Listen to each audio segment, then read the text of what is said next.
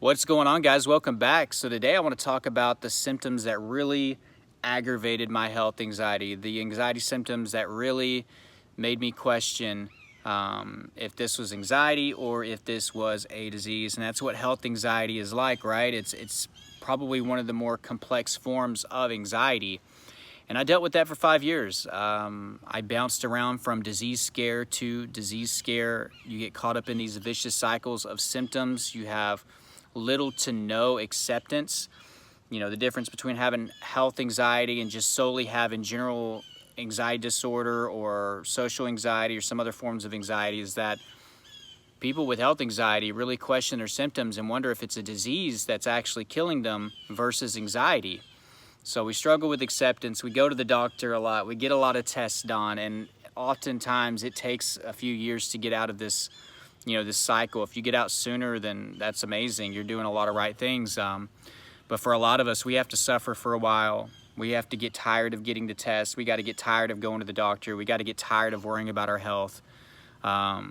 We have to actually look back at the last few years, and that's kind of what it was like for me. Oh my God, I've wasted already 4 years of my early to mid 20s, and I'm never going to get that back. And I haven't died, and I'm still waking up every day like maybe this is freaking anxiety, and then you start to accept and you get better, right? And that's kind of the journey for me. But there were certain symptoms that really gave me the most problems, and it made me drag out the journey and eventual recovery process. So I'll start at the beginning. And the symptoms that really frustrated me in the beginning were heart related, chest related, heart rate, fast heart rate. That was probably the first thing that I noticed when I had my first panic attack. I felt palpitation. It took off to the races, and my heart was pounding really, really fast. And then, of course, I panicked over that, then the adrenaline, and then I had chest pain. So fast heart rate and chest pain were two very triggering symptoms for me. And either I could be consciously triggered, where I'd be in an obvious stressful situation and I would deal with those symptoms, or lucky me, they would come out of nowhere. I could be doing something that I thoroughly enjoyed, and then my chest would start hurting, right? Or my heart would palpitate, or I'd have numbness or tingling, which I'll get to in a second. And that's what really frustrated me, and that's what made it hard for me to accept that this was anxiety and not a heart problem. And this is also what made me question the doctors. If I'm having a great day, then why is my chest hurting so bad? I mean, this is like some really crushing chest pain. And by the way, when it comes to chest pain, I had every type of chest pain that you could imagine. So I'm pretty sure I could relate with just about any of you on here that have had anxiety-related chest pain. I would have it up pretty high. I would have it lower, which would be more indicative of the heartburn variety, indigestion, GERD. I had that, and of course that can go up to the upper part, creep into your esophagus and everything. But I would have it on the left side, which scared me. I would have it in the center, that scared me. I would have it on the right side, which would ironically make me feel peaceful, because like, oh, if I'm having it on the right side, then that's not a heart problem, so maybe this is anxiety. So that would sometimes help me actually feel a little bit better. But yeah, lower, upper, left, right, center, you name it. And then the types of chest pain that I would deal with, there were a lot of scary ones. Obviously the crushing pain, and that's the ones that you hear about online that are correlated with heart attacks, right? It's like, feels like an elephant sitting on your chest, and I would have that. I really would. So this is why I went to the ER a lot. This is why I got tons of tests done. I was like, these articles describing what heart attack symptoms are, I have all these, and I'm a perfect match. So that was really, really stressful for me. So I would have the crushing pain, but I would have shooting pains. And whenever I say shooting, it starts somewhere and it shoots to somewhere else. And I would have those all over. I would have radiating pain. Sometimes that would radiate to my upper back, my shoulder, my left arm, my neck and my throat area. And of course, when you look this up, it says, oh, well, that's a sign of a heart attack. I'm not trying to scare anybody. And if it does scare you into getting checked and you've never been checked, then, oh well, I guess that's a good thing, because you do need to get checked. Some of you still haven't been to a doctor, and you're just hoping that I can give you some reassurance. You're never going to get full reassurance until you get checked. And when it comes to chest pain and heart symptoms, it's best just to go ahead and get checked and try to move forward with that. But yeah, and I would have a dull ache, and this is probably the one that I had almost all the time. It was just a little reminder like, hey, you may still have a heart problem, and this is the one that would happen a lot throughout the day, no matter what I was freaking doing, whether I was working, whether I was outside, whether I was with my girlfriend, whether I was, shopping, whether I was eating. I always had this freaking dull ache, okay? So I would deal with that. Some people deal with esophagus spasms. I had that a few times. Some people deal with costochondritis. I think I had that for a period, which is, kind of like the inflammation and pain right here in the center where your sternum is. I had that for a few weeks. There's some studies that show anxiety can cause this. For others, in other studies, it's a bit of a mystery on what causes this. So, I guess it depends on what article you look at, but I have read in a few places where anxiety can influence that, worsen it, or even cause it. So keep that in mind. Ask your doctor about that. But a lot of this just comes down to muscle tension. So chest pain was a huge trigger for me. Sent me to the ER a lot. Again, I had tons of testing done, and then it just came down to a matter of me accepting, after 2.5 years, I finally accepted, okay, this chest pain it's anxiety. I would have died by this heart attack, right, by now. Fast heart rate, again, if I was sitting down, this is the other thing that kicked me in the butt with my acceptance. If I'm sitting down on the couch, why is my heart going 95 to 120 if I'm in good shape or whatever? Why is it? Can anxiety really do that? Again, I'm not consciously stressed, so why is my heart racing 95 beats to 120 beats per minute? What's going on? And of course, if I was having a panic attack or something like that, which I thought were heart attacks or AFib or heart issues, complications, my heart rate would go anywhere from 140, 150 all the way up to like 180, 190. Hell, it may have even creeped up a little bit more than that. So heart rate was just such a frustrating thing. And just to show you guys, it does go back down once you get past your anxiety. Slowly but surely, it does go back down. My resting heart rate a lot of times is in the low 60s now, and I work out and I'm very consistent. I'm sure it drops into the 50s at night. During the day, it's in the mid 70s to sometimes maybe 80 if I'm like walking around or something outside. And the only other time it goes up after that is if I'm working out. High blood pressure was another one that I'll mention with the chest and the heart and all that stuff. My blood pressure was high even whenever I was at rest. So we're talking about anywhere from like 130 to 150 over 90, 95 at rest, and then be like 150 or higher over 100 whenever I was anxious or having a panic attack. So that was another thing. And when you start having multiple heart and chest symptoms, it starts to make you really believe that there's got to be something wrong with your heart. It's not just like one issue that I'm dealing with here. I'm dealing with multiple issues. And then the kicker is like a lot of these symptoms are on the left side, and we hear like, well, on the left side, that's associated with heart attacks and strokes and stuff like that. So it gets the wheels turning up here, and obviously I have anxiety because I'm a negative thinker and I catastrophize, so that doesn't help at all. So I would also have numbness and tingling. And the numbness and tingling, if it's anxiety causing it, again, get checked if you haven't, is due to redirected blood flow. So the blood flow is leaving our extremities, so our hands, our arms, our feet, our legs, even our nose, our ears, things like that. Those are the easiest and usually the first spots that lose blood flow. And the blood's going to our central organs and muscles so it can fight or, run away from danger, because we're kind of going into survival mode. Panic attack is full fight or flight. So whenever I'd have panic attacks, I really would deal with the numbness and tingling. Also, it can lead to colder temperatures in the hands and feet. So those of you with cold hands and feet with anxiety, that's very common as well. So I would get numbness and tingling with fast heart rate, with high blood pressure, and with the chest pain. And then you throw in dizziness and blurry vision, you literally think you're on the brink of death. And I would have multiple panic attacks a day, so this would happen to me multiple times a day.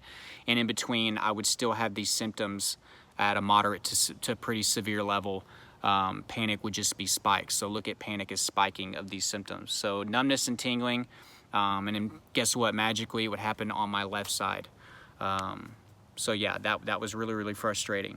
Other symptoms that scared me, Obviously, I had tons of IBS, so I'll quickly cover this. I had a lot of stomach issues, a lot of gas movement. I dealt with diarrhea a lot. I know it's TMI, but that would mess with me. When your gut gets really messed up from anxiety, a lot of different things can happen. You can be nauseous, you can lose weight, you can lose your appetite, you can have diarrhea. You can also have constipation. I had the best of both worlds, lucky me. And that's because blood flow is not a priority whenever you're anxious in your digestion, right? So blood flow can slow down, which means you're either going to get rid of all your waste or it's going to get hung up and it can turn into a constipation issue. So it just kind of depended on what was going on. I would deal with constipation on days that I didn't have panic, and the days that I would have panic, I would actually have diarrhea. Everything would just turn to liquid, just like that. I would have to go to the bathroom. So imagine having feeling like you're having a heart attack. Excuse me, we're not having a heart attack, we're having a panic attack. And you're on the toilet as well, having to freaking have diarrhea, you know, and like, oh my God, I'm about to pull an Elvis. I'm gonna die here in the freaking bathroom, have a heart attack in here on the toilet. How humiliating, right? So I would deal with those things, but even after I got past my cardiophobia, then I went through a period of time where I thought I had like stomach cancer, colon cancer. Again, all these symptoms are going to line up with what you read online. So I struggled with that for the longest time. Horrible gas in my stomach that would take a few hours to leave my system. Again, the constipation, the diarrhea, the frequent urination. That's not digestive, that's urinary, but it kind of went along with it. You have a nervous bladder, that's a thing. I would have to pee multiple times. So I thought there was definitely for a while something going on in my digestive system. I feared many different types of cancer. I feared that maybe I had Crohn's disease, but it just was IBS symptoms. And I never had a great digestive health before this, so it doesn't help. Some of you that have had existing issues with your bowel movements or constipation or diarrhea or nausea or gas or appetite, nervous stomach, all that stuff, when you get anxiety, it amplifies all of that. So again, just tons of gas, digestion, indigestion, I would have that. So we're getting up towards the upper part of the digestive system. I had horrible heartburn and GERD. If you have heartburn and GERD associated with anxiety, a great natural remedy is apple cider vinegar. I'll just go ahead and say it. 2 teaspoons apple cider vinegar in a full glass of water. You can squeeze some lemon in it. And this is also going to help you with a lot of your other digestive issues, whether it be nausea, appetite, digestion. It's actually like a magic drink. I'm not gonna lie. I'm not promising it'll be magic for you, but for me it was magic. I didn't have heartburn or GERD after I drank this. You got to drink it every morning though. It needs to be the first thing that you consume. So look up some apple cider vinegar recipes. I use 2 teaspoons, half a lemon squeeze into a full glass of water. Drink it with a straw because it can be a little harsher on your teeth, and just brush your teeth afterwards. All right, make sure that you're staying hydrated as well. That can help with digestion, but understand, like, I had every digestive symptom you could imagine, and it scared the living crap out of me. Multiple doctor visits, scheduled so many ultrasounds, just very, very, very scary. All right, so there was that. Headaches. I probably should have mentioned this second, just because of the vast amount of people that deal with headaches. It wasn't my main thing, but I went through a period of time where I really focused on my headaches, and guess what? When you focus on a symptom, it continuously happens. So I had severe headaches. A lot of these were tension headaches, but I would have these shooting pains. I don't know if you've ever experienced that, but with the tension headaches, it just feels like a band's wrapped around your head, a lot of pressure. It would radiate behind my eyes. I don't think it ever got to a migraine situation. A lot of you that have pre-existing issues with headaches or migraines, just like if you have pre-existing issues with anything, anxiety amplifies it. So a lot of you are experiencing migraines, and they can be very crippling. It makes you not really want to do much of anything, which is hard. It's hard to get out of that cycle because of that. So I would have tension headaches. Sometimes these would last all day, right? And then I would have these shooting pain headaches where I would just feel like a little, I don't know how to explain it really. It's like a shooting pain in the chest, but in the head. It's just like a sharp pain, stabbing pain. It's like somebody's sticking an ice pick in there and then just kind of like pressing in. So I would deal with that as well. So headaches scared me. My family has a history of brain cancer, so of course whenever I start feeling headaches and stuff, I'm like, is this it? You know, is a tumor growing in here? Is this the beginning of the end for me? So I just feared that. Both my grandfathers had brain cancer and died from that. So you know, in fear of which one is it going to be, me or my dad, the next one that gets it. And I just thought, oh my God, and at my early 20s, I'm gonna be the one that gets it next. So I feared that a lot. So headaches are very, very scary, but also feared strokes, aneurysms, things of that nature. I'm trying to think of what else. There's tons of other things. Just general aches and pains. I went through blood clot scares because that runs in my family as well. So I would have leg pain and I would automatically assume that it's a blood clot. I've talked to so many people, clients that have these mini scares of like blood clots where their like leg is hurting. And a lot of this is just due to tension and muscle soreness, which can happen without exercise with anxiety apparently. So I definitely was afraid of blood clots. I would have back pain pretty much every single day. I was actually able to believe that my back pain was anxiety. Luckily, I didn't think it was something severe or you know, associated with a disease or anything, thankfully, but I definitely did worry about back pain a lot. Basically, it affected my life, you know, and that's why I worried about it. I didn't think it was a disease, but it was just painful. It would take about 3 hours for my pain to go away, kind of like it would line up with the gas pain. Usually when my gas would start to go away, my back would start to loosen up a little bit. So I'd have to do a lot of deep stretching and static stretching and stuff like that in the morning to work it out. Just a lot of tension. I'd also get burning sensations with my back pain. Felt like somebody was putting out cigarettes on my back. So I would deal with that. If I was lucky, I could get a coworker to rub some of those knots out for me. But yeah, back pain was another one. Luckily, though, I didn't think it was a disease, but it was definitely a symptom that I struggled with. Some other things that I struggled with that are a little bit lesser talked about, but I had ear ringing, tinnitus, and ear pressure. And this started to make me feel like I had a tumor growing, you know, inside my ear or inside my head right there that was putting pressure on that tube and causing the ringing. So that went on for like a freaking 1.5 years to almost 2 years. It was actually my final bout with health anxiety, so I was terrified of that. I also had a lot of tenderness under here, and it turns out a lot of that was because I was poking and messing with my lymph nodes right here a lot. So I did that too much, and I think I did a lot of irritation. Future reference for you guys going through any of that, stop feeling around and touching and poking. They will swell up from you doing that. They'll go back down, but they'll definitely swell up from you poking and messing with them. So keep that in mind. I'm trying to see if there's anything else. There's tons of other symptoms. I'm just trying to go over the main ones that scared me the most and affected me. Oh, dizziness, blurry vision, tunnel vision scared me for multiple reasons. Either thinking I'm stroking out, I'm having a heart attack, I'm having an aneurysm, made me fear sudden death was around the corner. Made me feel like I had a brain tumor. So dizziness can definitely happen with any levels of anxiety, either chronically or acute, due to anxiety messing with the vestibular system. So that's going to be like the part of your brain, or in the inner ear, excuse me, that controls your coordination, your balance, those things, and the dizziness factor. So some of you are dealing with that 24/7. Some of you deal with it and more acute in nature. Blurry vision, tunnel vision scared me. I would get that during panic attacks. Some other things with the eyes, like the eye sensitivity from being anxious for long periods of time. I would have to wear sunglasses a lot. It would just pierce through. That had me worried for a while. When I first saw eye floaters, which is just debris in your eyes, and now that you have anxiety, the light being pulled in highlights it. So now you see some of these shapes and stuff. That scared the crap out of me. And I think another symptom of anxiety in general that we all worry about is this anxiety, or am I losing my mind, or am I going crazy? So I definitely dealt with that. So I had this tremendous fear that I was losing my mind, that I was experiencing either onset dementia or psychosis, or I was just losing my, you know, like my cheese is just gonna slide off the cracker.